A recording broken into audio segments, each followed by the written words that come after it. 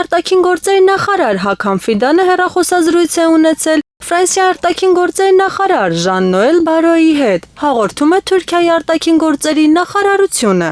Ֆիդանը եւ Բարոն ըստ տեղեկությունների քննարկել են Պաղեստինում եւ Սիրիայում վերջին զարգացումները։ Անդրադարձ է եղել նաեւ ռուս-ուկրաինական պատերազմի դադարեցմանն ուղղված ջանքերին։ Ռուսաստանի Դաշնության Բրյանսկի մարզում կամրջի պայթեցումը եւ ուղևորատար գնացքի ռելսերից դուրս գալը ցույց են տալիս Ուկրաինայի նախագահ Վոլոդիմիր Զելենսկու ահաբեկչական բնույթը, հայտարարել է Գերագույն Ռադայի պատգամավոր Արտյոմ Դմիտրուկը։ Սա եւս մեկ քայլ է դեպի խաղաղություն, ըստ Զելենսկու բանաձևի։ Իհարկե Զելենսկին ահաբեկիչ է, ասել է քաղաքական գործիչը։ Դմիտրուկը անհրաժեշտ է համարել միջոցառումներ ձեռնարկել Զելենսկու դեմ որպես ահաբեկչի։ Բրյանսկի եւ Կուրսկի մարզերում կամուրջների պայթեցման հետ կապված միջադեպերից հետո նա նաեւ կոչ է արել հեշտացնել հասարակ ուկրաինացիների կյանքը եւ թեթևացնել նրանց տառապանքները։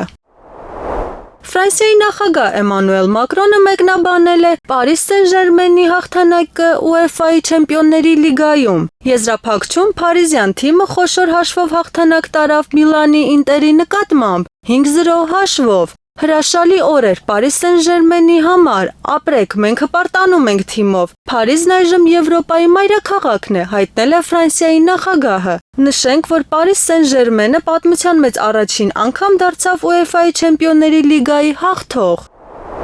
Չիրագան պալատը դարձել է Ստամբուլում Ռուսաստանի եւ Ուկրաինայի պատվիրակությունների միջև բանակցությունների նոր վայրը։ Չիրիգանի պալատը ռուսական եւ ուկրաինական պատվիրակությունների նոր հանդիպման վայրն է։ Ըստ տեղեկությունների, Սուլթանի նստավայրը նախկինում այստեղ է եղել, հրդեհից հետո այն վերակառուցվել է եւ վերածվել 5 աստղանի հյուրանոցի։